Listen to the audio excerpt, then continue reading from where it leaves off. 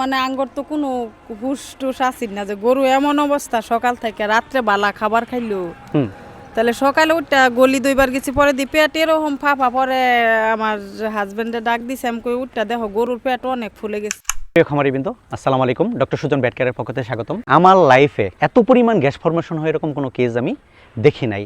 That means এটা পুরাটা দুই পাশ ফুলে এমন হয়েছে যে এই যে আমরা এখানে কালকে যে করছি সেটার চিহ্নটা তো মানে সকালবেলার কেস সারাদিনে এটা বাড়তে বাড়তে এমন অবস্থা হয়ে গেছে যে আমি শেরপুর থেকে আসার সময় 8-10টা কল দিয়ে ফেলছে। তার মানে ওই সময় লক্ষণটা কী ছিল ভাবির কাছে শুনবো, ওই সময় গরুর লক্ষণটা কী ছিল। মানে আঙ্গর তো কোনো হুশ টুস আসিল না যে গরু এমন অবস্থা সকাল থেকে রাত্রে বালা খাবার খাইলো তাহলে সকালে উঠটা গলি দুইবার গেছি পরে দি পেট এরকম ফাঁপা পরে আমার হাজবেন্ডে ডাক দিছে আমি কই উঠটা দেখো গরুর পেট অনেক ফুলে গেছে। আচ্ছা, পরে ওষুধ নিয়ে দৌড়াদৌড়ি করলো, ওষুধও খাওয়াইলো 2-3 কোনো কমে না। পরে আর কি সুজন স্যারের ফোন দিল, স্যার এই অবস্থা। পরে সুজন স্যারও বলছে আমিও তো অসুস্থ, ডাক্তার দেখে আসলাম। পরে আর কি ফোনের উপর ফোন, পরে স্যারও ব্যস্ত হয়েছে মনে মনে রাগ হয়ে গেছে গরুর কি চিকিৎসা করবাম, আমি তো সুস্থ নাই। পরে যাই হোক পরে আইছে স্যার, পরে তো পেট ফুলতে আছে আঙ্গুর। কিরকম ফোলা ফুলছিল? আপনি কিরকম ফোলা দেখছেন কখনো? আপনি তো 17-18টা গরু নাই। আচ্ছা, মুখের অবস্থা কি ছিল তখন? মুখের অবস্থা খালি দম ফালাইতেছে, হা করে দম ফালাইতেছে, হা করে জিভা বের করে। আর শোয়ার অবস্থা কি হইছে? শুইবার পায় না, শুইতেই উঠে পড়ে। এর কারণ হলো প্রচুর পরিমাণে যখন গ্যাস ফর্মেশন হয় গরু তখন শুইতে পারবে না। আর শুইলে আমি একটা কথা বলে দিচ্ছি যে দাঁড়ায় থাকলে দাঁড়ায় থাকুক, শুয়ে থাকলে শুয়ে থাকুক, নাড়াচাড়া করা যাবে না। করলে কি হবে, যদি সেটা ডায়াফ্রামে চাপ দেয় তাহলে হার্টের উপর যে প্রেশার ক্রিয়েট করবে, কার্ডিয়াক অ্যারেস্ট করবে এবং মুহূর্তের মধ্যে গরুটা মারা যাবে। এখন কি খাবার খায় না? খাবার খাইতেছে।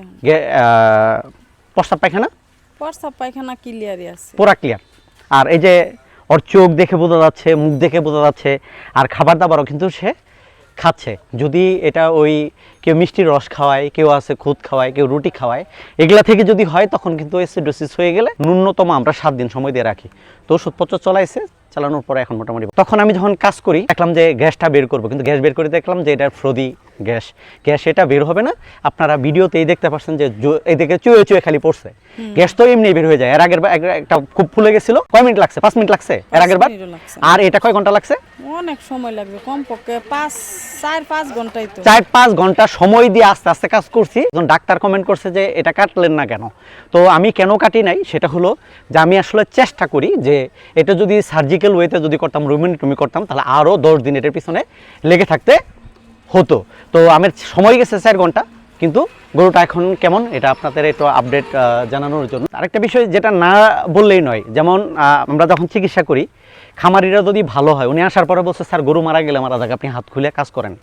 অনেক জায়গায় দেখবেন যে খুব খুঁতখুঁতে স্বভাবে। আমি কালকে একটা ডাক্তারের চেম্বারে ছিলাম, ডাক্তারের বউকেও দেখা যায় শেরপুরে সিজার করাইছে, কিন্তু তারে কাটিয়ে এসে এমন সব প্রশ্ন করতেছে। সর্বশেষে তিনি বাধ্য হইলেন, তাকে কি বললেন যে মানে যেহেতু তার মধ্যে অনেক প্রশ্ন এবং ছোট সমস্যাকে অনেক বড় করে দেখতেছে, মাইমি সিং পাঠাইয়া দেন। তার মানে যদি গরুর মালিক আমাদের সহযোগিতা করে তখন ওটা চিকিৎসা করা অনেক সহজ হয়ে